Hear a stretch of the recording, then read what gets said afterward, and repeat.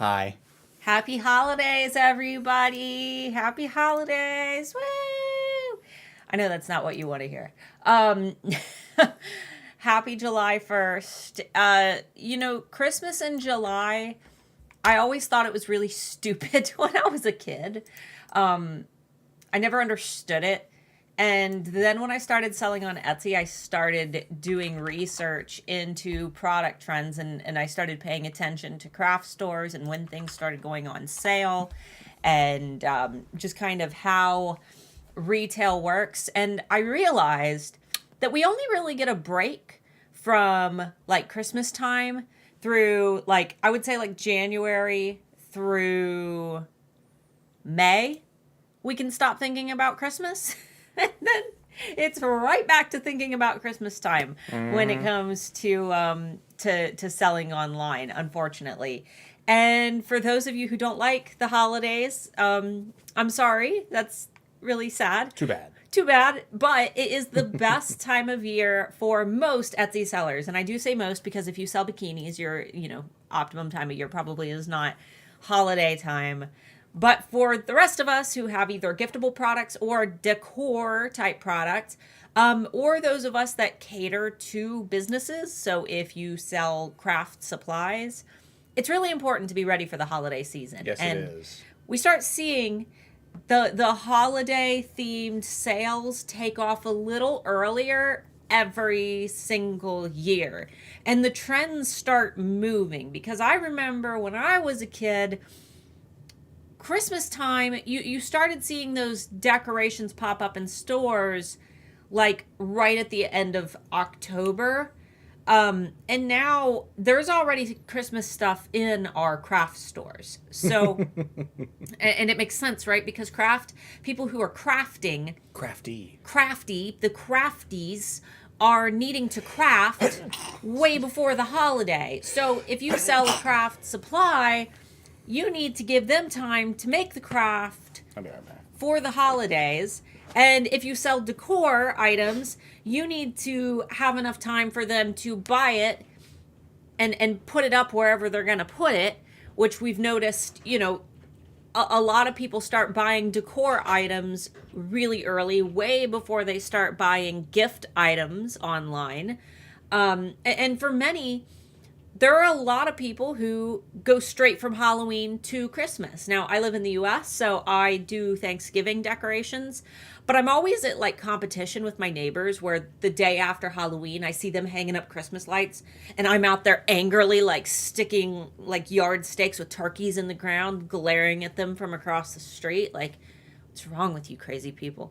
But I know that for a lot of people, they get sick of the fall stuff. For me, I put up fall in September. And then in October, I put up the spooky Halloween decorations on top of the fall stuff I already have up. And then after Halloween, I take down the spooky decorations, but I leave like the leaves and the pumpkins up. And I put up my turkeys and my squirrels and my owls and my raccoons. And then the day after Thanksgiving, it is tradition in this house that after we're all like big and thoroughly stuffed, we put up the Christmas tree and we start deconstructing the house on Thanksgiving night. So people get prepped really, really early, and they typically want to buy the things that they're going to hang up for those holidays a little bit early as well. That way they're not having to go on a magical adventure to find decorations right before a holiday. So I was just keeping the conversation going while you were... You're fine. It was too hot for sweatpants. I had to change. That's fine. All right, guys. So today we're going to be talking about holiday trends, and I'm going to be showing you some shocking stats that you should know. And for those of you who think there's no possible way that I could start preparing for Christmas, just keep in mind that in the Handmade Alpha Facebook community, every year around Black Friday, we have tons of people get in the group and they are really upset because they see other alphas posting about making great sales. I made like $6,000 yesterday for Black Friday. And then we always have a bunch of comments where people are like, I didn't make a single sale. And my thought is, when did you start preparing? Yeah. And a lot of the times it's like, I started preparing so early. I started preparing on November 1st. And I was like, oh no, honey, no. It's like one of those things where you have to start preparing now And it doesn't mean that you have to, it doesn't mean that you have to decorate your whole house in Christmas and only think about the holidays and not do anything else. But it means that when you have a little bit of free time, you should start thinking strategically about what your holiday season is going to look like. You should start thinking about your products. You should start doing a little bit of product research. Start creating some of your social media posts and just don't post them. Keep them. Have a folder of them. Schedule them out ahead of time. There are some scheduling apps that won't let you schedule out that far ahead, but you can keep them on your desktop and kind of save them. So we're going to be looking at some stats today, but do we have any? I don't think we have any. I don't think we've had any questions at all. No. You will need to log in over here, however. You know what my login is? No, I don't. Yeah, you do. No, I do not. It hasn't changed. I don't know it. Oh. You've got 15 different emails, wife. Well, let me do a stretch across the keyboard. You're going to have to, because I don't know it. You do know it. I don't know it. You know it. I don't know it. You know it. All right, so we're going to be looking at historical trends, which sounds very fancy, but basically we're just going to look at what was trending last year. And what I want you guys to kind of gather from this is not the products themselves, and it's not the keywords themselves, because with the keywords that we're going to be kind of looking at today, most of them are too broad to use. And to rank for. So we're not looking at keyword ideas. We're looking at when people began shopping for certain things. So if you notice that they started shopping for Christmas tree in a certain month, it stands to reason that they're likely also searching for ornaments in that month. And if you create a specific type of ornaments, maybe you run a shop that sells all fishing themed things and you have special fishing themed ornaments, and you see that on, a particular month, everybody started searching for Christmas trees, then it would stand to reason that you need to make sure that your ornaments are also ready by around that time. Around that time, yes. Or as close to that time frame as possible, because this is going to shock some of you, but some of the searches that I did some research on, people were already searching for holiday items for some of these searches by this time last year. So, yes. And we've had lots of alphas say that they've already made some of their first holiday sales. So, you ready to? I am. However, I'm going to have to, because the screen share is set up for over there, we're going to have to. Oh. We're going to have to screen share, and then we're going to have to. They're just going to have to watch me. That's okay. They can see the. Nah, I switched it. They can see the madness. Yeah. There we go. Okay. And we'll bring it back over here, and then we're... Oh, that's not what you want to do. That's not what I want to do. There we go. We're all set up. All right. All right. Good to go. Good to go, guys. A couple new things that you might not have noticed. Can you get rid of us for just 1 second? Yeah, I'll have to go over to the other screen. Don't. I have to go to the other screen cap. Yeah, so don't worry about that. Okay. Well, right out of your view where you can't see, when you're logged into eRank, there should be. What are you doing? Right where you can't see, or where you can now see, I guess, there is a little U.S. flag. Even if you don't live in the U.S., that doesn't mean that you live in the U.S. It means that we now have multiple languages. We only have 2 so far, but we're working on it. So if you want to view eRank in French, you can now switch to French. If you speak English, just pick the little U.S. flag. We're still working on it on eRank's side. For those of you who don't know, Mark and I both work for eRank, and we're trying to expand. So, okay, you can put us back on screen now. Our lovely faces. I'll quit picking my nose now. I always get like itchy nose right before we start streaming. I think it's the lights. I think that they bother me. All right. So the site that we're going to be using today is erank.com, my favorite Etsy SEO tool. And by the way, guys, I don't mention this enough, but when you first log into eRank and you get this little box, this box is not meant to annoy you. It is meant to help you. So make sure that when you see this box, you always click yes, refresh your data. Because there are a surprising number of people who cancel their paid plans for whatever reason, because they say the information is out of date. Yeah. And we can see the last time you refreshed your data, and if it says like 16 months from now, of course it's going to be out of date. You're the one that looks silly. Yeah, so, and if you don't get that pop-up, you can just click refresh data right here. It's on almost every page, so you can always find it. Just refresh your data, because if eRank had to pull everybody's data in real time at all times, the site would move very We would have slow. to have like Facebook infrastructure to be able to pull something like that off. And we do not. All right. So what we're going to be doing today is we're going to be going into we'll start with the keyword tool.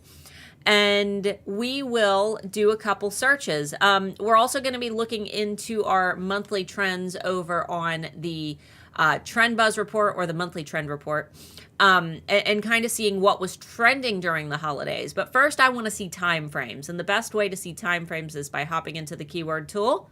We're going to go right here. We also have a new feature. Mr. Moore, I don't even think you knew this. You can now look at US search volume and UK search volume. So you can toggle, which is super fun. We've got a lot of people asking when we'll get other countries. Just keep in mind that the data sets for other countries are going to be a lot smaller just because a majority of Etsy shoppers are in the US. The majority of internet data is US. Yeah, so It's just how it is, unfortunately. the data sets, the bigger they are, the more accurate they are. So for the smaller countries, it's not that we are getting, we're choosing these two over everybody else. It's just that we have larger data sets, which makes the data more accurate. Yeah, So, we'll add them as we're capable of doing so. But the U.S. followed by the UK and then Turkey are the three top countries as of right now. can you put Christmas in here? And we're just using Christmas as a catch-all term. So even if you sell non-Christmas items or you sell Hanukkah items, Christmas is just a good way to kind of see when people start getting curious about the holidays. Because usually the majority of shoppers on Etsy will search Christmas over holidays. But if we look at our trend graph, I'll go ahead and toggle Google off so it's not in our way. We can see that as of July, actually, we had a couple in June. 6,130 people started searching for Christmas in June. And that shoots up to over 33,000 in July. And it only climbs from here. So everybody who's like, oh my God, my sales are so slow right now.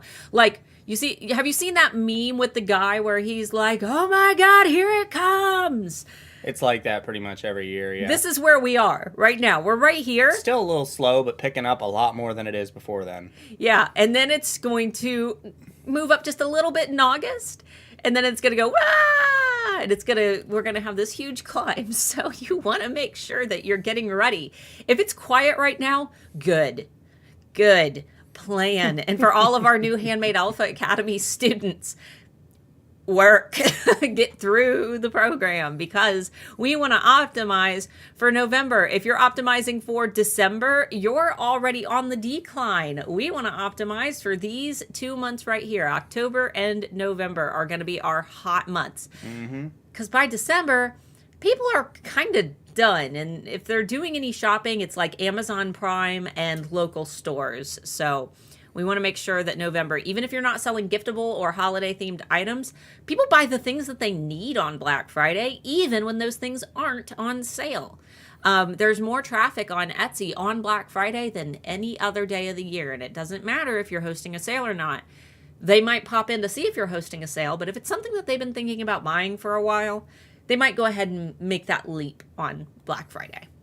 Miranda said not Canada. No, I don't think Canada might be in our top 10, but I don't actually think Canada's even in our top 10 use countries. Not to mention Canada is the search results are gonna be like 99% similar to the US. The terminology might be a little more English, but I think the stuff that you guys search is almost exactly the same as here. Yes, the UK has the second most populated country of Etsy sellers. It's US. I'm talking about eRank, not Etsy specifically. Yeah, but that's why our data sets are going to be larger.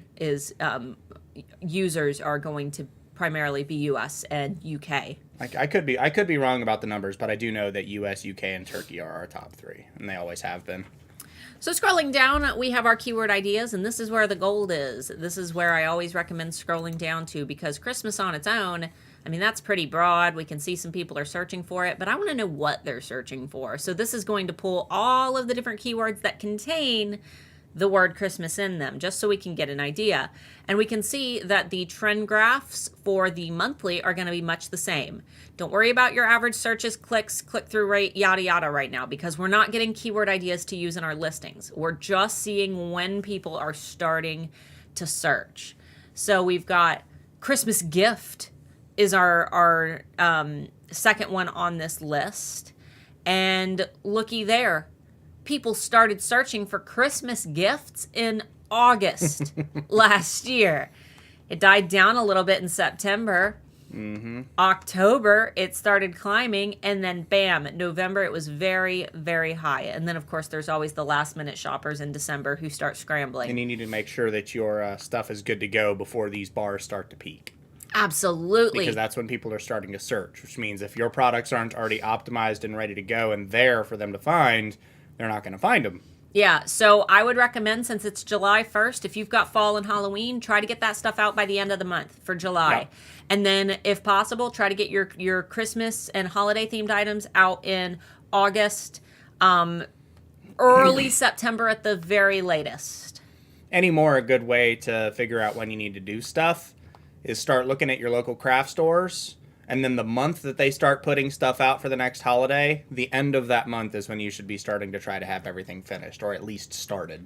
Yeah, and because we start getting the Halloween stuff out in like May, so by like end of June, no later, should you be like starting to get your stuff for Halloween figured out. Yeah, not necessarily posted, but out. Christmas SVGs are going to be something that gets searched earlier, because those who are buying SVGs are obviously going to be like creating products with them.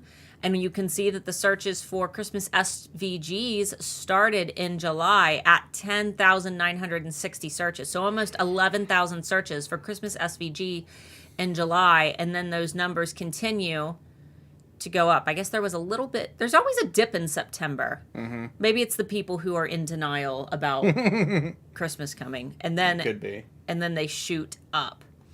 Can these searches be Etsy shop owners as well as Etsy shoppers? The data is people that are shopping on Etsy, but it is indiscriminate. It's not going to know the difference between somebody that's selling or shopping. But either way, if sellers are searching for those things, then you're going to see... Sellers are buyers. Yeah, sellers are buyers as well. Yeah. What is Sage? What is Sage? I think they retracted their statement. Oh, SVG? SVG. Like, what's the vector scalable vector graphic? Yeah, so it's a type of image that you can put on different things that is lossless. I think it's lossless. Correct me if I'm wrong. Yeah, so you might, if somebody makes, I don't know, tumblers for Christmas, they might get online and buy Christmas-themed SVGs to put on their tumblers that they're selling in their Etsy shop, that they're crafting with or making for gifts. So, ornaments, let's take a peek. Looks like September, people started shopping for ornaments. It looks like decorations. August, September, looks like you want to have your stuff out because people start buying. Yeah, and then in October. Yeah, and then October, they really shoot up. So crafters need to get your items, crafters, and I would say digital downloads, and those of you who are doing some supplies should get your products out way earlier. And I mean, if we were to like play with this and switch to Halloween. Yeah, let's just do Halloween and see when people... I misspelled that, didn't I? No, you didn't. Oh, it's just want me to capitalize it. I was like, what? And then get rid of Google. Yeah. I don't know. This is not supposed to automatically populate the Google data. There we go. We got rid of that. So I need to talk to Anthony again. Oh, I'm sure that it's just something with the code from where they made changes to the keyword tool. Wait, and again... What month does Halloween start? June. May. April. See what we're saying? People start shopping for this stuff around September. It follows the exact same trend as the Christmas stuff does, just like 2 months earlier. We go in here and look. July is when people start to really buy. That's a lot. 133,000 is a lot. You can't really trust the bars on their own. You need to look at the numbers because this size bar for the Christmas one was 20,000 sales or searches, and this is 133,000, 30,000 in June. See, it's always, see, here's October when things start to dip down. It was the same thing in Christmas. It ramps up in the months beforehand. So if you're going to be selling stuff for Halloween, you really need to start having stuff out. I would say, honestly, no later than the end of July, because people really start to buy in August. And then September, it looks like is going to be the peak. And it looks like it's going to follow August, September. Decor is a little... August, September. Yeah. September. August, September. This one even goes as early as June for Halloween gift. July. Interesting. 4,000. It's only 4,000, 3,000. Yeah, not as big of search volume. People don't buy gifts that much for Halloween. Yeah. July. That's just a lack of data there for August. My mom and I do Giftyween, which sounds really inappropriate, but we do. So do we. We do Giftyween, where we buy each other Halloween items. When the Halloween stuff goes into stores, we go on crazy hunts looking for different Halloween things, that because her house is all gothed out. It's all black and red and skulls and bats all year round. So if you're gonna be getting stuff out for Halloween, again, we're looking at a couple months earlier than you would think. Honestly, end of July. I wouldn't at the latest, because almost all of these search terms have their peaks in September and August. So I would end of July at the latest if you're selling Halloween gear. Let's there was a really crazy one. Can you type in Christmas tree? Searches for Christmas tree were very, very early. I noticed, and I wanted to take a peek. There we go. All right, so it got a little bump in the end of June for Christmas and July, folks. Yeah, so June we see a little, 2,180, and then that bumps down. But then August starts to grow, and then it just kind of explodes. Yeah. And then, by December, everybody already has their tree.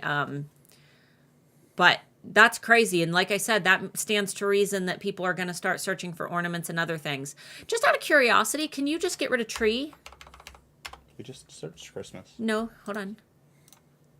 Let's check out this new UK data. Ooh, these trends are a little different. So no, not really. You get a small dip in October, and then it shoots up in November. This is new data, though. That could just be a lack of data for October. Let's take a look at recommended. Just do Christmas to start. May. So yeah, Christmas in July is popping there too. Yep. Wow, UK. You've surprised me. I thought that the over-decorating thing was just a US thing, but it looks like... No, it looks like October is really when people start to buy here too. Christmas cards. Mm-hmm. So cards, you need to be listed by, I would definitely say, end of July, because people like to buy those cards nice and early and start filling them out. Yeah, and no later than September.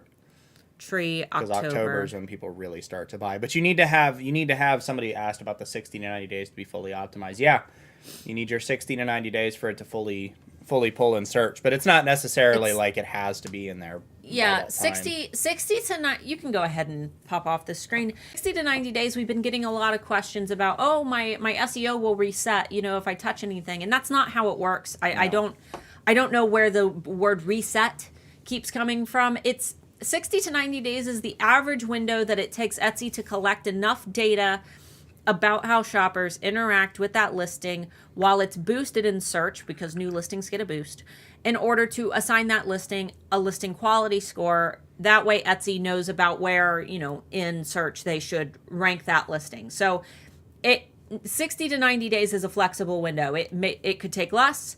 It could take 90, but that's the number that Etsy gives to us. But I think a lot of people misunderstand, and they don't think that you get indexed until that 60 to 90 day window goes through. It's not that you're not indexed. Indexing happens right away. It's that until you've accumulated a listing quality score, you might be shown to a lot of people or less people. You're going to move all over the place, and then you're going to, build that listing quality score and find a more static position in search, if that makes sense. But getting those listings into your shop early so that you can start building that listing quality score is definitely important, because you do need a decent amount of time for Etsy to study how shoppers interact with that listing. And when people are active on Etsy, that's the best time to see how they're going to interact with that listing. I'm just getting our stuff switched over here. So, guys, that's what I wanted to show you. And feel free to... Oh, wait, no, I wanted to go into the trend buzz. Sorry. Oh, my goodness, honey. I'm sorry. I forgot. This woman, guys, I swear. Know. I forgot. She's ruining me. I know. All right, screen share. All right, so one more tool, guys. Last tool that I wanted to show you is the trends report, and we want to go into monthly trends. Monthly trends. And then what we want to do is pop into, remember, November was the month when we saw the most sales. So let's see what people were searching for, and then maybe you guys can get some ideas on what to make, what to start working on. So gifts for horror, gifts for him, those are all, throwaway. Personalized, though, anything that can be personalized or slightly customized, we can see that personalized gift and personalized gifts are some of the most searched items in November on Etsy. I mean, look at that search trend graph. Boop. Like, these are the gift items. And I think... Oh, and that's the worst. Why do people have to get so crazy about personalizing things the month before they need to be delivered? I know. We feel your pain. We used to do jewelry. Yeah. And jewelry also in November is hot, hot, hot. It was also a hot term yesterday. But this is a good indication that if you create anything personalized, you want to start optimizing and getting ready. If you need to take new photos, if you need to get listing videos into your listings, I just added a video on my channel on Tuesday that'll teach you how to edit those and make them look super professional. If you need to list new items, work on your SEO, I would say right now is when you need to be doing those things, because before you know it, these crazy early Christmas shoppers are going to hit. November is not early Christmas shopping. November is crazy people that want things now. Yeah, but we can see that. I know. Look at that. September. Mm-hmm. I mean, those are absolutely holiday shoppers. 341,000 people. Yeah, these are early holiday shoppers. Let's see. Home decor, minimalist, home gifts. Home gift. Gifts for pets. Looks like is most searched in November. I mean, most of these, if you look, they're most searched in November. Holiday apparel, earrings are most searched in November. DIY, lots of people love DIY kits. If you could create a maybe like an embroidery kit with everything that they need, or a crochet kit, or just some type of pattern that they can follow. Crystals actually are more popular, or were more popular in July. Interesting. Let's see. Candles. I'm looking for non-like Christmassy things. Obviously, Christmas ornaments are going to trend, so those are like a given. But candles. Mid-century modern. Mid-century modern has, I mean, look at that climb where it started last year. Mm-hmm. It hit in November, and it is just maintained. Yep. Let's see. Obviously, stockings and ornaments. Once again, make sure that you avoid terms, even though they are on the most searched list. It doesn't mean that they're safe to use. So no Pokemon items. No Harry Potter, Animal Crossing. Nope. Harry Styles, Taylor Swift. Avoid all of those. Tote bags stayed pretty popular throughout the year. Embroidery took off in November and kind of maintained relatively well. Mm-hmm. Stickers, those make good stocking stuffers. They actually dipped, though, in November. Coffee got trendy real fast, didn't it? Painting, interesting. Let's see. Anime. Dogs shot up in November. Candle gift boxes. Cats. 90s graphic tee. Look at that. That's a cool idea. If you have a unique design, if you could give it like a kind of like distressed 90s old tee like theme. Those are popular. I can almost bet that the things on the sides not being up are probably a lack of data. Yeah. Lots of good ideas here. Neon signs. Remember we talked about how popular those were for Halloween last year. Name necklace. That's another one of those personalized items.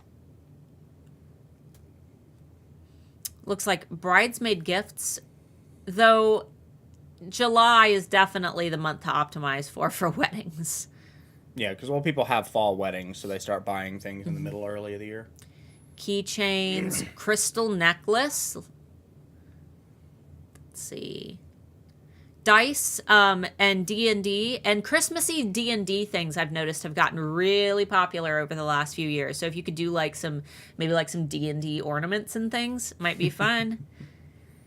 Keycaps have been very popular. Jewelry boxes tend to shoot up for the holidays. Hoodies shoot up when that weather starts getting cold.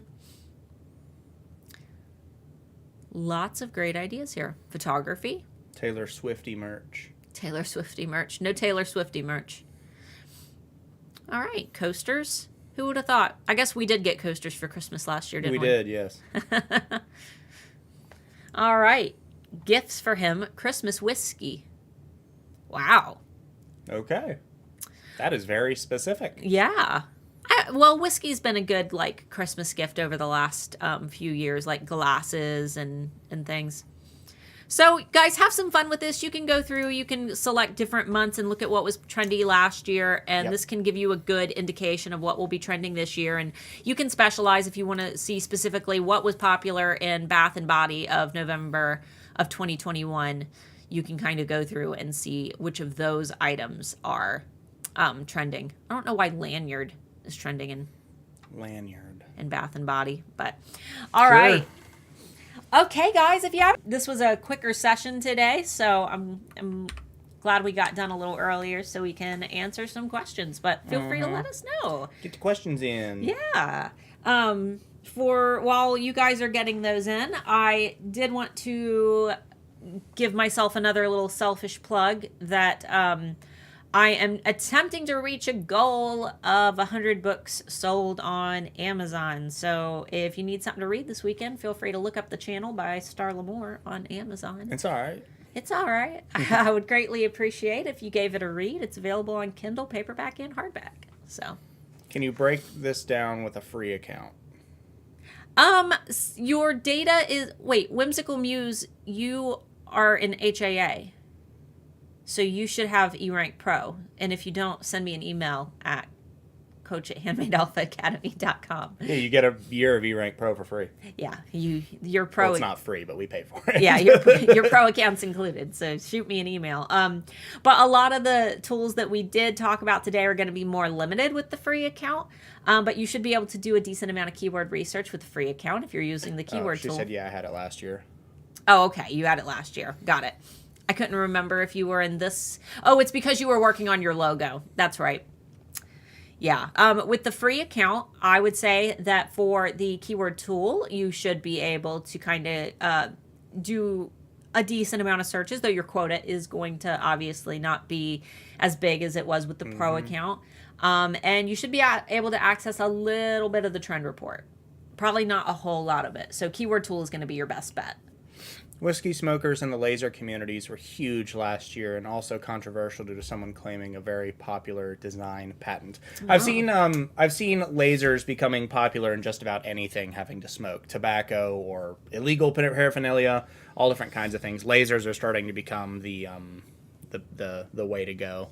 Better than using lighters that contain all kinds of nasty stuff that you inhale. Janice, that's a really interesting question. She said, can you use D&D or is it copyrighted? But because D&D is very much in the hands of the dungeon masters who run specific campaigns, and they're all going to have their very specific ways of doing things. There's probably somebody here that sells D&D stuff. Does anybody have an answer for that? Like Wizards of the Coast, who owns a lot of the stories and original characters of the D&D and Forgotten Realms universe, are going to own a lot of the rights to specific things, but the term itself, D&D, maybe if you were doing it like D and then the ampersand D, because that's their logo. I have no idea, to be honest with you. There's so much stuff out there. It's such an open universe that is open for creative. I think you just have to be careful, if I'm not mistaken, be careful using D&D or D&D.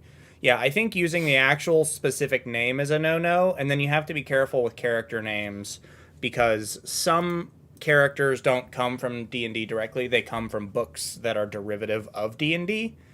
So you got to be careful. Well, you can yeah, use like, things like Dungeon Master, Critical Hit, Critical Miss. Well, yeah, because they can't. That's stuff that's RPG specific, not D&D specific. But yeah, that's like Drizzt is owned by Forgotten Realms, which is a subsidiary of Wizards of the Coast, which also owns D&D, and it's like a big thing, and you can't use his specific character because it's I would go into the Handmade Alpha Facebook community or the student campus if you're a student and post there. I'm sure at least one person has experience with it. We've got a couple people here.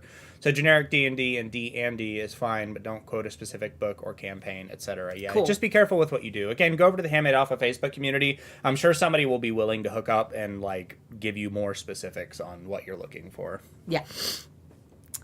Couple people say they got COVID. Yep, unfortunately, it's still. We had a couple alphas in HAA say that they had it too. We've had it twice. It sucks. Sorry, it really does. Go get your vaccines. It makes it a whole lot better. I'm pretty sure we've had it a third time since, but don't really know because we're vaccinated.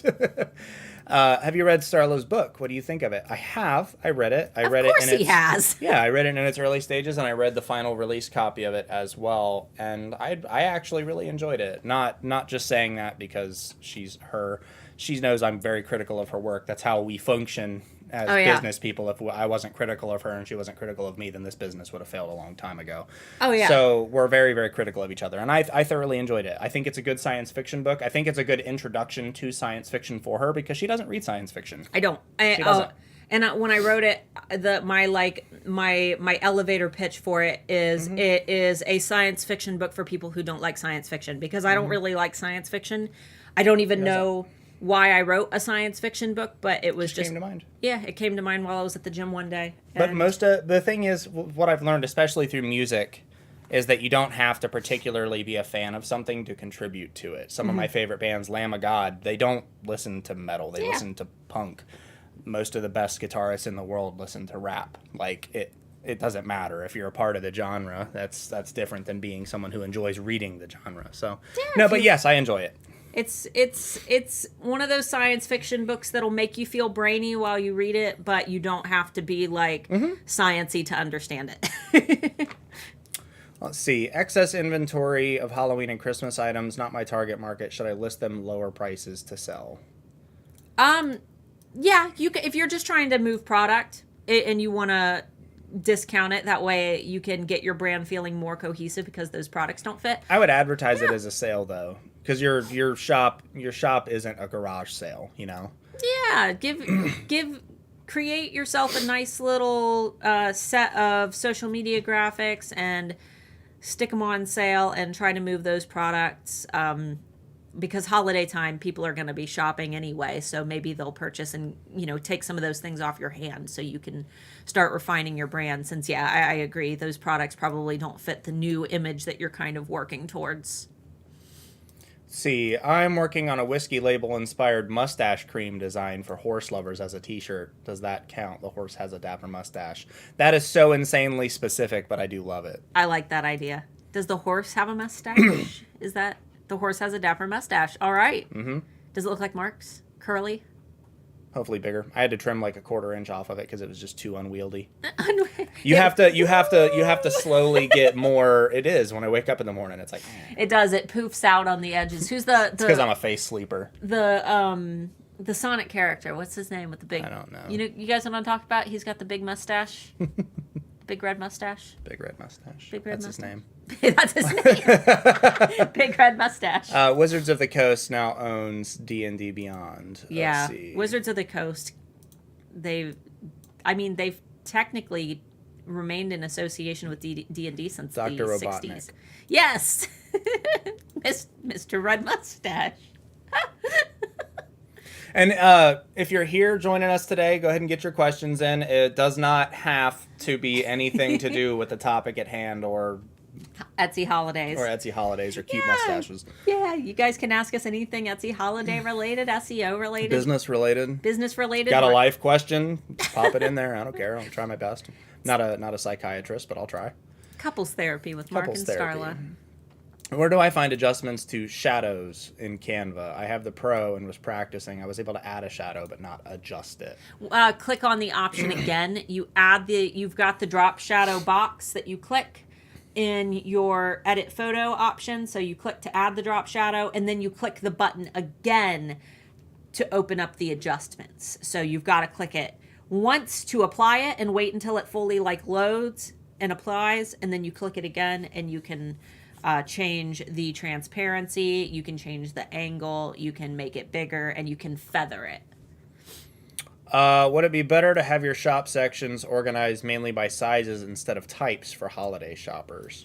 I would say that types would probably be more important than sizes, depending on the product. I think that people know what they want to buy based on what they actually want, and then sizing is the secondary thing that they think about.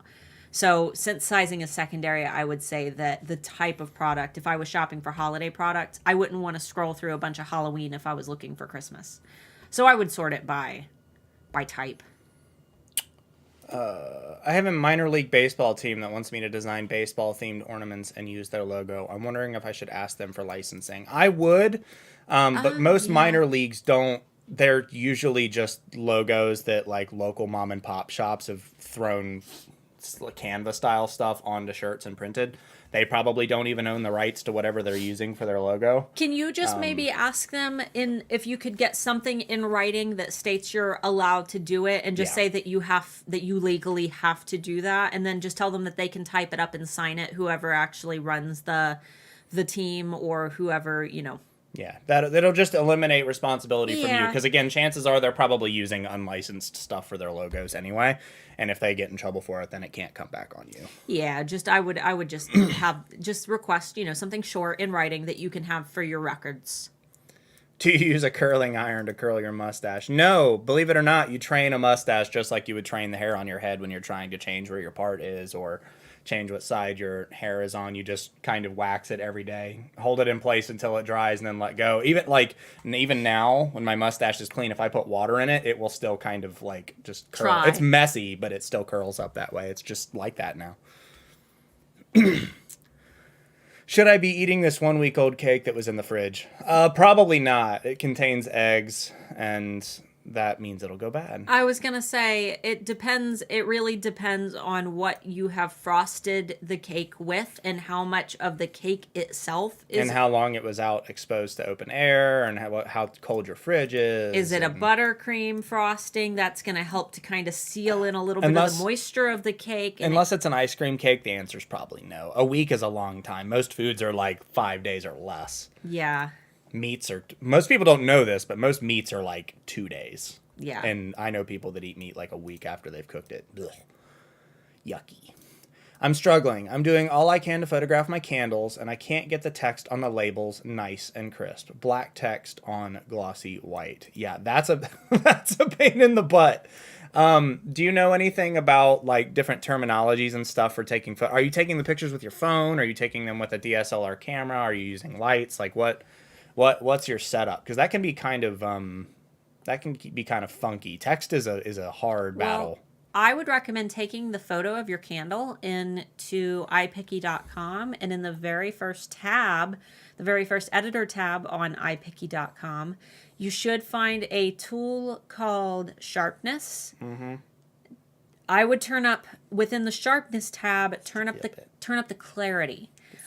Yeah, the clarity is going to help to make dark things darker, light things lighter, and it's going to help to crisp up those labels. Anytime I've got a photo, for example, when I'm trying to take a photo of my book covers, sometimes the actual font, of the title of my book looks a little blurry. So I'll take it into iPicky and I'll increase that clarity a little bit, and it just helps to crisp up the edges. She said, I have a Canon using natural light, and the text gets blown out. Is it fuzzy? Because if it's fuzzy, then there's a chance that you're not actually focusing on the candle. You're focusing on something behind it. If you're using autofocus, I always get green glare or white glare. Yes. Yeah, so the green glare, if you're using natural light, that's probably from the grass. and you just need to mess with the colors from that. White glare is just from natural light. Green glare, you can go in and decrease the saturation all the way, and then use the manual brush feature in iPicky to kind of pencil over. I did that with my silver jewelry a lot, where I would take the photos outside, but there was always a tree over top of me, and my green or my silver jewelry looked green. So I would just go in with a desaturation and manual brush out the color. Yeah. Thinking of starting a print-on-demand shop to run alongside my main shop's top tips, things to avoid.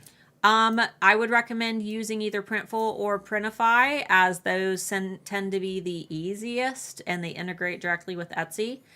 Top tips would be to make sure that you double check your profit margins. Also making sure that you are thinking about things like when a product needs to be reshipped, or if something doesn't fit. For example, if they contact you and you've had a custom shirt printed and sent out to them and they say, this doesn't fit, I need to return it for a different size, that customer is assuming that you've got a warehouse of all these shirts, when in reality, you're kind of eating a little bit of the price when you contact Printful and continuously reship shirts. So just be aware of your policies and worst case scenarios. And I would say try to be unique in your photos. Order, if you use Printful, you can get 3 samples a month for 20% off. I would recommend trying to buy samples of some of your own products. That way you can have real photos of either yourself or, that you've staged to use as your photos. That way you're not just relying on mock-ups. And then you can do a combination of mock-ups and photos of yourself wearing your products. So those would be my biggest pieces of advice. And feel free to go over to the Handmade Alpha Facebook community, post in there. We have, how many members are in that group now? There's over 10,000, right? Mm-hmm. Yeah, go over and post in there. At least one person will be willing to give you some advice.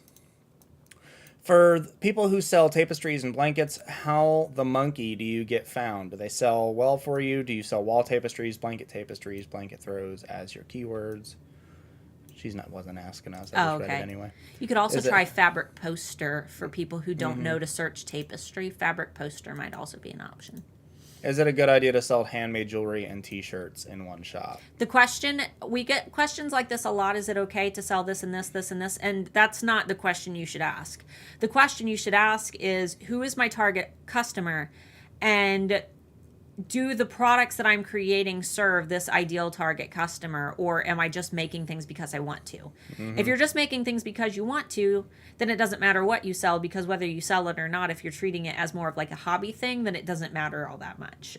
If you're trying to create a cohesive brand, the things that matter most for a cohesive brand are making sure that everything that you create is cohesive within either a single theme or type of target customer. And if you sell, tie-dye shirts and we'll say like hippie mushroom necklaces, sure, those products go great together. But if you sell, big studded collars that say baby on them, but then you also sell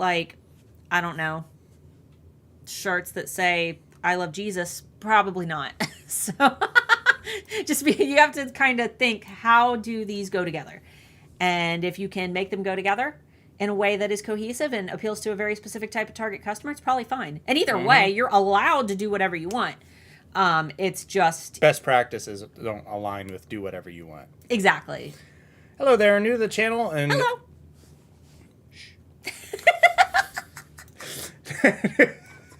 New to the channel as well as new to Etsy. Do you think that Etsy will drive a little more transit to your shop if you post something every day, or is this not true at all? Thanks. That's not quite how it works. There's a lot of people who kind of have this misconception that if you post something every day, Etsy's going to send more people to you. Etsy's not social media. Yeah, Etsy's not sending you people. What you're doing is you're putting more highways to your shop. So think of your shop as this little thing that's sitting, it's sitting out in a field.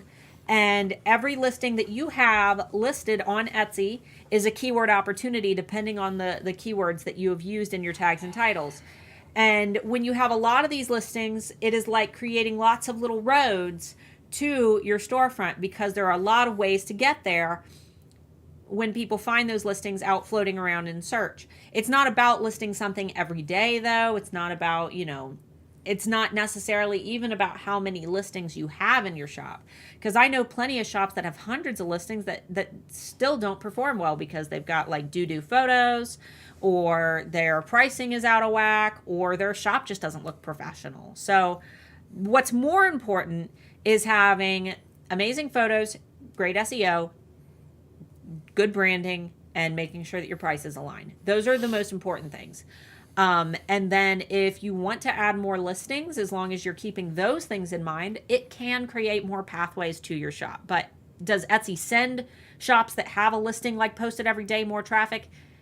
No, it would be the same as if you bought a lottery ticket every day. You're more likely to win, but it doesn't necessarily mean that you will. Yeah. Does that make sense? Yeah. Let's see. Very specific question. My neighbor is having a yard sale. He was or is a military enthusiast or was in the military. He has a bulletproof jacket out. How much would you pay for that? I'm thinking about using it to walk my dog after the other week where we got attacked by a dog. I'm thinking about protection. Okay, so a couple things. Dogs that are attacking you will always go for the most exposed thing that they can get a hold of. Bulletproof vest isn't going to help you from a dog. If anything, it's just something they can grab onto and not let you go. They're going to go for limbs. They're going to go for appendages. I honestly, and there's going to be some dog people in here that are going to hate this. Get yourself some bear mace. This was a dog that attacked her and her dog. Yeah, though. Get yourself some bear mace, and that is enough. I know that sounds excessive, but human mace might not necessarily be enough to ward off a dog that wants to kill you. And if it happens again and it's the same dog, as much as people hate this, call the police. Report the dog. That family clearly isn't responsible enough to have a dog that they can't control. So I'm never a call the police on the first time you get attacked by a dog kind of person. Mistakes happen. People make mistakes. But 2 times in a row when your life and your dog's life were put in danger, yeah. Get yourself a small thing of bear mace. Make sure it's legal in your state for you to carry that. Mm-hmm. Carry it in the open. They have little things you can put on your belt, or you can put them on a fanny pack or something. Sorry, UK folks. You can put them on a fanny pack or whatever you want to. Just make sure that you have it and you can grab it and go. Because most of the time when you get attacked by a dog, you don't know they're about to pounce on you until they're like right next to you. So... yeah, that's enough of that. You can apparently ask Mark military-related advice as well. You can get war stories. I was in military intelligence. I know a lot more than you think. I was a part of it. Anyway, I've never known about mustache styling because I'm a female with no facial hair. My boyfriend is East Asian and he's smooth as a dolphin. He needs a reverse hair transplant, man. Down here to down here. That's the same line that you used a couple weeks ago, and I remember going upstairs after the Friday bean and just out of nowhere I said out loud, "Smooth as a dolphin," and just started laughing because that phrase made an impact on me. How do you take a photo of yourself when the glare of your glasses doesn't show? I did this today. So I've got my 2 selfie windows, right? For anybody who needs to take great selfies for business, you got to know about your selfie window. Everybody's got windows in your house.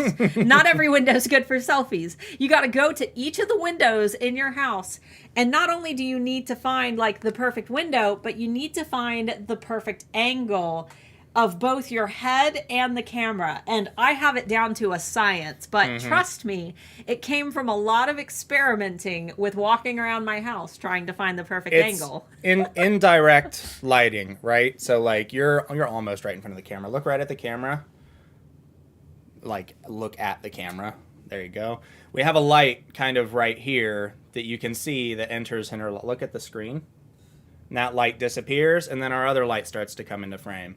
You don't want your lights in a way, like if you can, light as further off center as you can if you're going to be looking at it. If you're going to be looking off to the side, make sure your lights are more towards the center. It's kind of a pain in the butt, but you just need to look in a direction that a light isn't coming from. Your glasses need to face, like if the window is here, you need to turn. I mean, it really is that simple. It's just, it can be kind of a pain in the butt to find a place where you can turn away from a window, but also still have the light like on your face. That's why if you have a room, like our living room is perfect because we have our front window that shines light. You can look a little bit away from it, but the backlighting is still bright enough that it provides enough.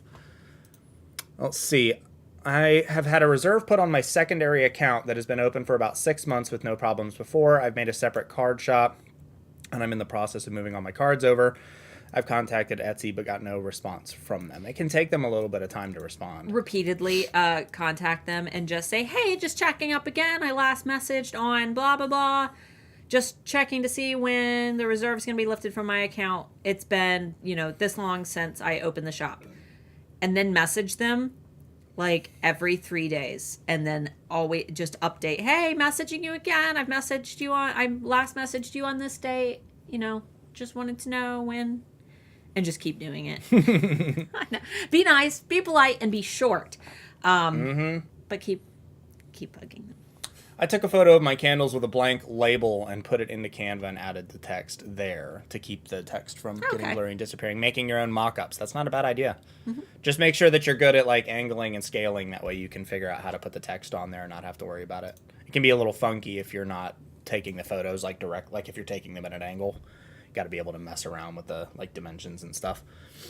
There we go.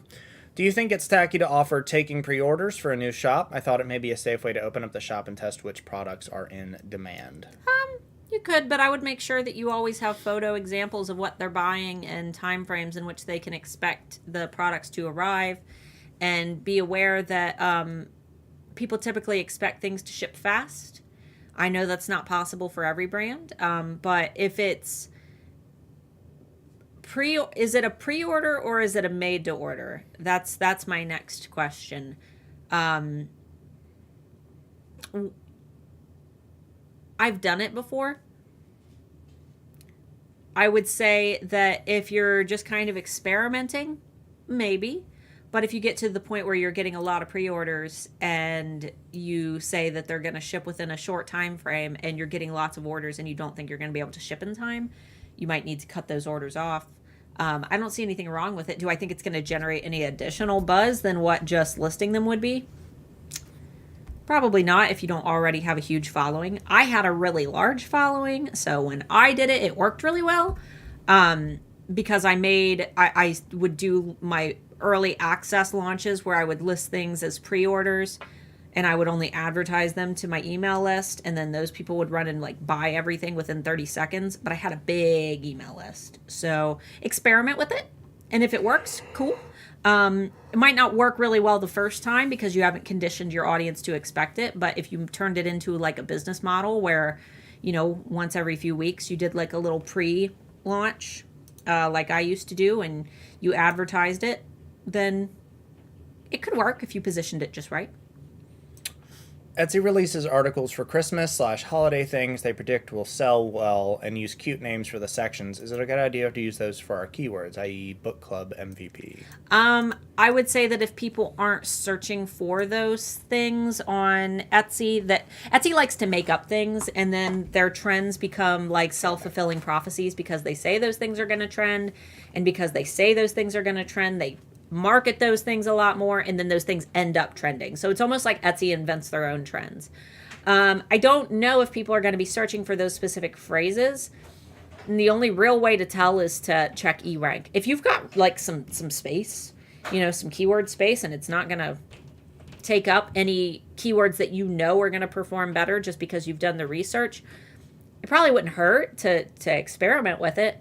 But I can't say for sure if those things are going to actually trend, because Etsy is known for kind of making things up that are going to trend, and then those things trend just because Etsy says that they're going to trend. But that particular phrase itself, I don't know if people will type it into their Etsy search bar to shop. Let's see. Do any of the HAA modules cover shiny squirrel syndrome? Module 1 definitely talks more about staying focused and you're adapting into the mindset, but really the HAA modules are step by step, and they tell you exactly what to do. So keeping focus is definitely important, but when all I can do is tell you exactly what you need to do. What I can't do is be the person who says that you need to do these things in this amount of time, or, maintain your schedule type thing for you. Mainly because, we've got alphas that are of all different backgrounds and who have medical conditions and who have, disabilities and who take care of children and who take care of, disabled family members. So I try to not put anything in HAA that feels like time constraining pressure, if that makes sense. What I would say is that you should give yourself a schedule, give yourself, whatever type of organization tool you prefer, whether that be virtual, like a digital planner or a Trello board. I prefer having a physical planner, so I've got like my paper planner with all my fun pens and stickers. And at the end of every week, I do an assessment on what I achieved and what I didn't achieve that I can pass over to next month and what I can do better. And then at the end of every month, I have a whole thing in my planner that I can fill out, basically saying the things that I did well, the things that I want to improve on, the things that I'm proud of myself on. And I'm able to assess different areas of my development, like financial, self-care. Hey. Yes. Can you grab my planner off my desk? Sure. Thankies. Thank you. My planner, I bought it on Amazon, but I bought all my stickers and stuff from Etsy sellers, but I saw really good reviews on this planner. I got the Legend planner, and it comes in all different colors. But it's really nice because you can write down all of your goals, and then after each month, you have the ability to go in and do your little assessment. You can fill out different little gauges based on your progress, and then you can write weekly in it. But this is what I prefer. It helps me a lot. Before I had this planner, I used to feel like I didn't get anything done, and then I would look at my big full page and I would realize wow, actually I did a lot of stuff this week. I shouldn't be so hard on myself. But it might help you to stay organized and be able to move forward a little bit. What in the world is shiny squirrel syndrome? Shiny squirrel syndrome, you're like, oh my God. And you you can't stay focused. You Oh, ADD. ADD. Yeah, me too. Is pricing in HA? Yes, it'll be in module 7. Fanny pack equals bum bag in the UK. Yeah, see, but here that sounds worse, so I'm just going to stick with fanny pack. Bum bag, that sounds like what are those things called? Oh. When you have your colon removed and they have to put those colonoscopy? Endoscopy bag? Yeah. Or ostomy bag? Yeah, that's what that sounds like. We were even more disturbed when we took Amber to a restaurant here that sold growlers. Yeah, she thought that was hilarious. And what's really funny is for St. Patrick's Day, I have a big growler that says Happy St. Patrick's Day that I hang on the wall. And I sent a picture of it to Amber on St. Patrick's Day. And I said, yes, time to get out my yearly growler to hang on the wall. She thought that was hilarious. Should you optimize the listing that is not holiday related for the holidays if it's doing decently, but not good, but decent? No, I'm not a big fan of going into a listing and adding a bunch of holiday keywords, because the thing is, you are appealing to people who don't quite know what they want to buy. And typically, I cover this in Module 7 of HAA, there's a refining process that your shoppers go through where they might hop on Etsy and type in Christmas gift because they don't know what they want to buy. They're just trying to get ideas. Mm-hmm. And then they type in Christmas gift and they see, on the first page, they notice a couple necklaces that they like. And then they say, okay, well, it's specifically a necklace I want to buy. So they start their search with Christmas gift, but then they go back up to the search bar, they delete Christmas gift, and then they type in, silver necklace. And then they go through that page and they're like, okay, I like these, but I really like the ones with blue gemstones. And then they go back up to the search bar and they type in, silver, blue gemstone necklace. And then that's when they find the thing that they want to buy. So there's not a lot of purchase intent with people just searching for Christmas gifts, stocking stuffer, yada, yada.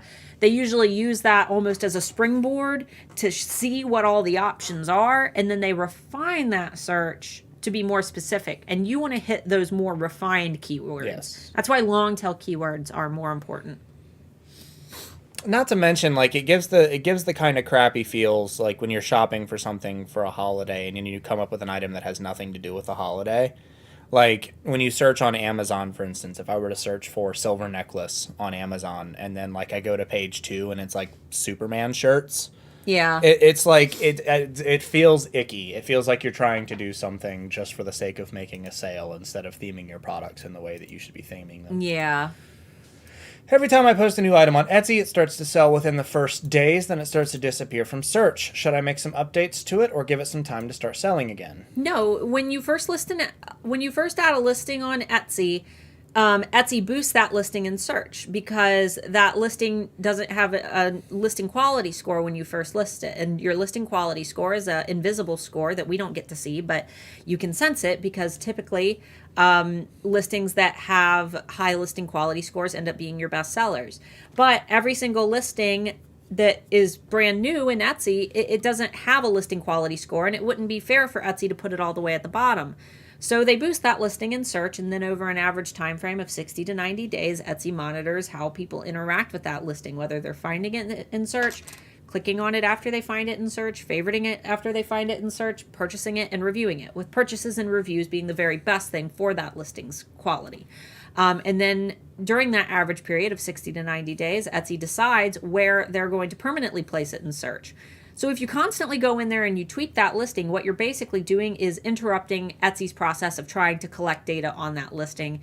And then it just takes even longer. It's also very, very bad to go in and constantly renew those listings to try to keep that boost. Because then if people still aren't purchasing that listing and interacting with it, Etsy basically sees that you're repeatedly renewing it and still not selling it, placing it further and further and further down each time in search. So you kind of got to do your SEO and then set it and forget it for a little while, unfortunately.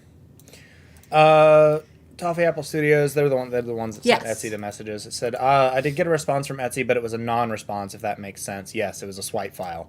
I had no warnings or anything, and all the cards are my own original drawings. Do you think it's because I'm moving items from one shop to another? I delete the old listings as I go. I mean, it could be.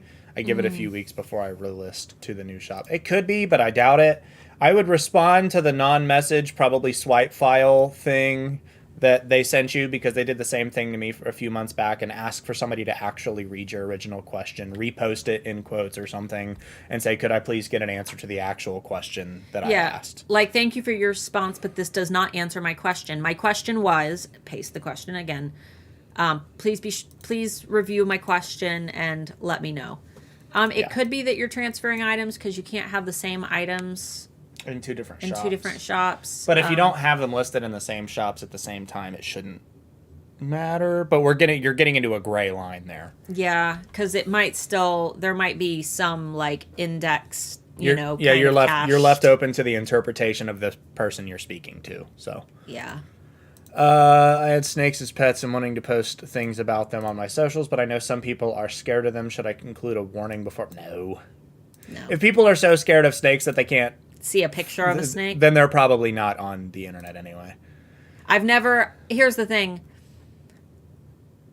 With phobias and things, no, I don't think that a majority of people with phobias aren't so scared of something that they're afraid of a picture of the thing. It might make them uncomfortable, like, ew, but I wouldn't think that people would be so freaked out by a picture of a snake that they would freak out. I mean, how many of you in the comments are afraid of snakes? And if you're scrolling on Facebook and you see a snake, do you scream and throw your phone? Probably not. No. He said just type derpy noodle in the top of the post before the picture. Exactly. Derpatology, people do that a lot. Yeah, derpatology. Could you post a video on using the non-photo editing features of iPicky, like the create one or collage feature, especially the create feature? I don't use those. I could look further into it, but I've never used them before. I'll take a look. The collage feature is easy. That one, you just add multiple photos in and it kind of puts them all together into different frames, and then you can position them.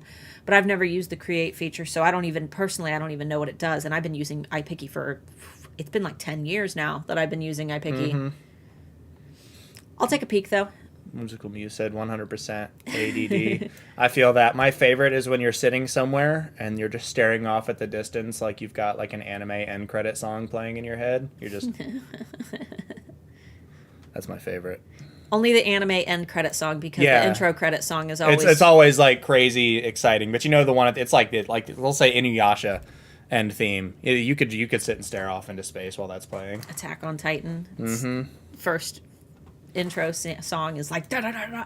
You're like, whoa, calm down, slow down. Then the outro's all like, yay. Ooh, shiny. Like, should I finish my collection or open an eBay store to sell extra supplies, which will move the needle for your business?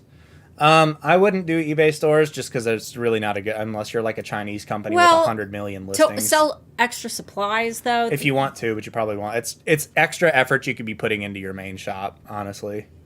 I would if you've got just extra supplies, I would pop those on Facebook Marketplace. Different strokes for different folks, I guess. If it's Christmas themed, you can add the Christmas attribute. Yeah, if it's specifically Christmas themed, I would definitely do the Christmas attribute anyway, because it's Christmas. If it's not Christmas themed, make sure that you're not adding the Christmas attribute. If it would make a good Christmas gift, it's still not a Christmas item, so don't add the Christmas attribute. Waffles or pancakes. Depends on the place and who's making it. That's very true. Pancakes are like my go-to for homemade. If it's waffles, it's got to be like a Belgian waffle from a lady named Hilda, who's making them by scratch with big sugar chunks. You know what I'm saying? These are the important questions. I agree. Have you linked the shops by mentioning in each shop that you own the other? You're supposed to in your like profile on Etsy. You're supposed like in your actual like little shop person profile, like when you click your name, you're supposed to disclose the shops that you own in that. Let's see. Tryptophobia might. Yeah, that's pretty awful. I don't like tryptophobia. Yeah, I'm super afraid of snakes, but snake pics online make me cute. I'm not a big fan of animals that I can't judge the emotions based on their facial expressions. I'm fine with snakes. Did you guys know that I used to own 6 very large ones? When I was a wee baby, I used to roll around on the floor with them. We're pretty much out of questions. If you guys have any last minute questions, make sure that you get them in, because if not, we'll cut off our stream early today. Thank you. Some of my cards have reviews on my other shops. It could be that, but I'll message again. Yeah, I will. I have some art based off of Medusa and wanted to link the two since I used my noodles as models. Yeah, do it. Why not? Noodles. Yeah, I'm pretty sure Etsy's terms of service that if you have multiple shops, you have to declare in each shop that you own both. Yeah, you do. Okay, we are at the end, so I will give it like 2 minutes for people to get some... Chat ran away. Yeah, chat ran away on me. Do you know anything about selling on Fair, SEO, etc.? I actually don't know what their algorithm is like. We're kind of doing a little bit of look into exclusively... Fair is exclusively wholesale. So right now, no. But I'm going to assume that their algorithm is much like any other algorithm that has basic, broad, and exact matching capabilities. So I would go about it very similar to the way that you do your Etsy SEO. And also assuming that people who are shopping on Fair probably are going to have similar search trends to what we see on Etsy. So you could probably utilize eRank and maybe look at things for Etsy. And we also have Amazon Handmade within the trend report. So maybe like... utilize Amazon Handmade and Etsy to get ideas for your SEO. But I would assume that their broad matching and exact matching capabilities are going to be very much the same, because it's a basic algorithm principle. It's not something that nobody's using an algorithm that's so basic that it doesn't know how to broad and exact match terms. So I would assume it's going to be very similar. New to your channel, what's the HAA you mentioned, or mods? HAA is the Handmade Alpha Academy. It actually closed for enrollment for the season, but it'll be opening again December 1st. So if you want to learn more about it, down below in the description is a waiting list link that you can sign up for. And there's like a whole page of information about it. Signing up for that waiting list doesn't obligate you to buy when it opens, but it does ensure that as we approach the next enrollment period, you get more information about it and you can learn a little bit more about the program and what we offer. December 1st. Yeah, it'll be a little while, but it's something that you could plan for if you want to start the new year with a bang. I guess I'll go work on my Christmas designs. Here's a little fun tip that helped me a lot. If you're one of those people who loves Halloween and the thought of putting anything Christmassy before Halloween just fries your brain, make yourself a fun little playlist of Christmassy songs and listen to that while you're working. And if you don't like Christmassy songs, I recommend the Nightmare Before Christmas soundtrack. It's called Nightmare Revisited, and that can give you kind of a Halloween spin on Christmassy songs.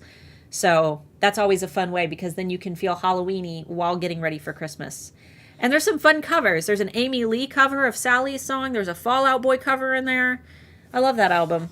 I've been listening to that album ever since I was like a teenager. I love that album. Coupons. Did you see my question about sending with orders or invite them to VIP list? Probably not. If we didn't read it, then it probably got blocked. Oh, there it is. Do you automatically send a coupon with orders or ask them to join the email list for coupons? I would ask them to join your email list.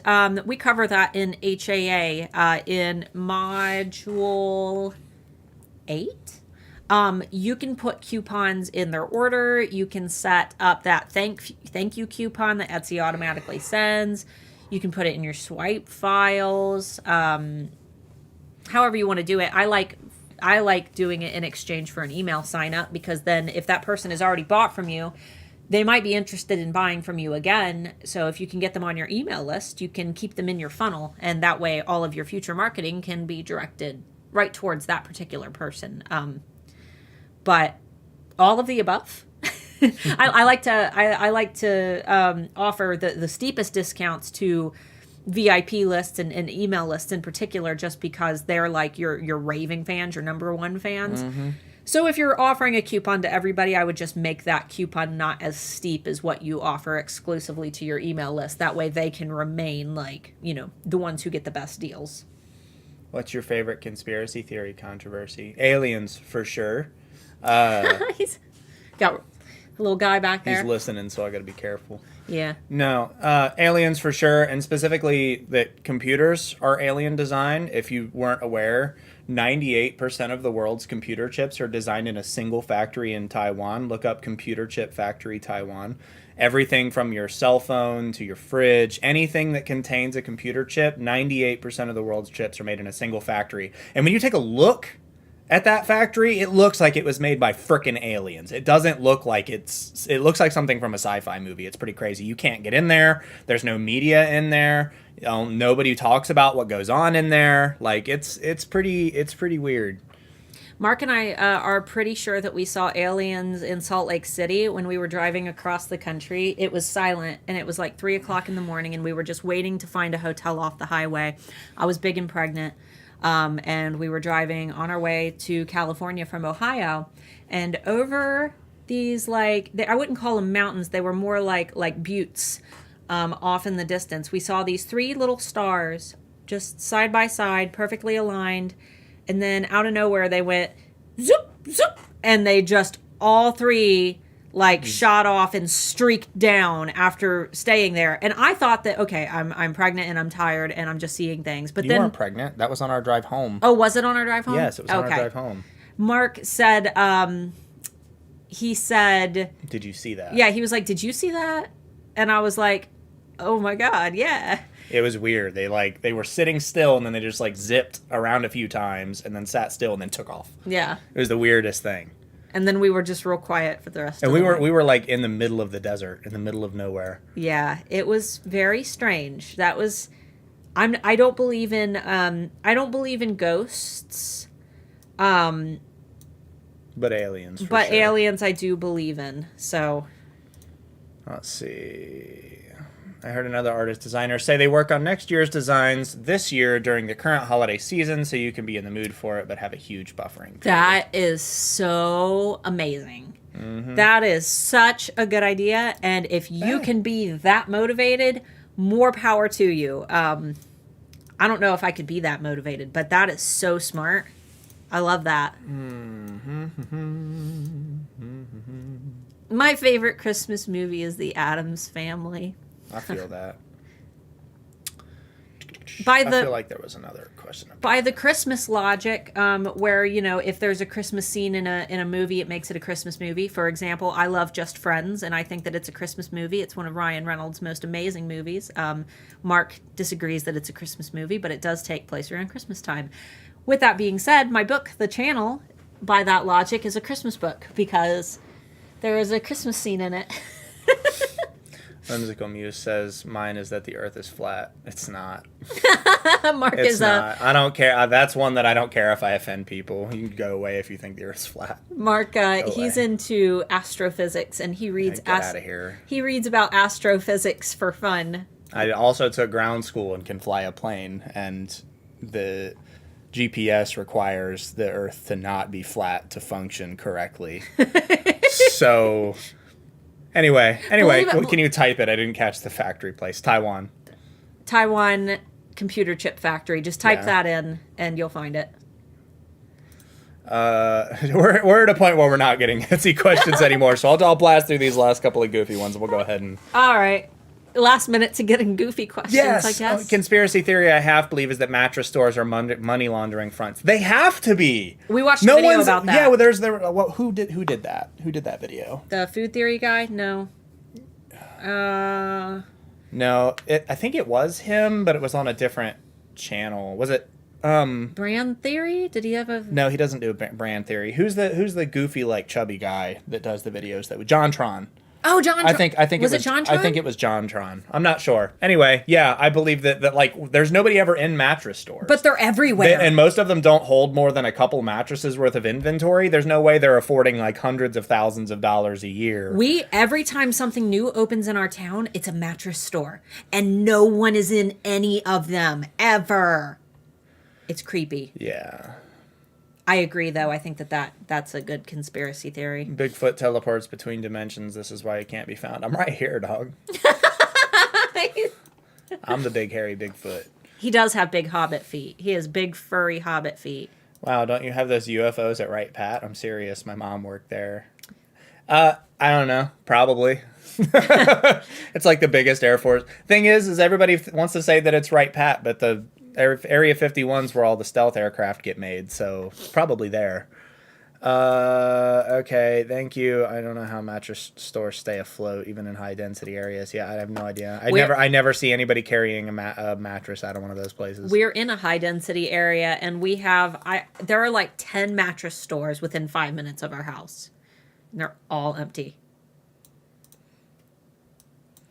Does changing your Etsy store name greatly affect your sales? No, if you have like, 100,000 sales and people know you by your shop name, and then they're confused about where you went, then maybe, but no, it shouldn't have any effect. If you're making a positive change towards your brand name that is more memorable to the eyes of your shoppers, then it might actually help a little bit, just because, it makes your brand more memorable in the long run.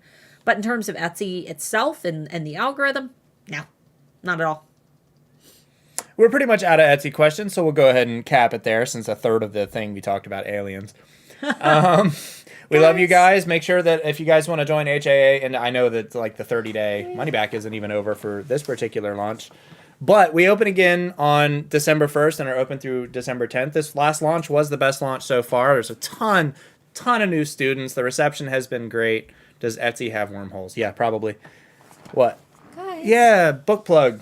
Book plug. We don't have a lot to talk about in the middle of the year. YouTube kind of goes dead for a few months, so we just, most of these get a little relaxed. We're done plugging HAA for the season, so if you want to spend a little less money but have something fun to read, buy my book this weekend. Go to Amazon or go anywhere. You can type The Channel by Starla 𝔬𝕝𝕜 into anywhere, even Walmart.com, and find my book. I've got hardback And I have paperback. Paperback is Amazon Prime eligible, so you can get it very, very quickly. It's also available on tablet. It is appropriate for about ages 16 and up due to naughty words and suggestive situations. Suggestive, no straight dirty, but a little bit of suggestive situations. A little bit of dirty. Just a little bit. Just a little bit of dirty. So. Do you think Bigfoot has an Etsy account? If so, what does he sell? Foot pics. Foot pics. Oh yeah, absolutely. Foot pics for sure. I'm sure that he's probably got the OnlyFans account and everything. He's selling them big feet pics. I mean, anyway, waiting list is down below. Make sure you subscribe if you haven't subscribed yet. Give the video a thumbs up if you liked it. Really does help us out. And then yeah. Oh my god. What? Oh my god. Grooming supplies and foot pics. This discussion has just it's just gone downhill, so we'll cut it because there's gonna be one person just mad at me in the comments. We got off topic. Sorry, we got off topic. I didn't do it. It was y'all. All right, we love you guys. We will see you on Sunday with the next student interview, Tuesday with the next video, next Thursday with the final alpha interview, and next Friday for the Friday Bean. Maybe if we don't go on vacay. That's true. We might go on vacation. We need a break. Yeah, for any reason we're not here on Friday, it's not because we don't love you. It's because we found the stars aligned perfectly and we found an Airbnb on short notice because we would like to go find an Airbnb in the woods to get away for a little while. Our kiddo's got summer school on July 11th and then she goes to school like 2 weeks after that. So we really don't have any time to take her on a vacation other than that.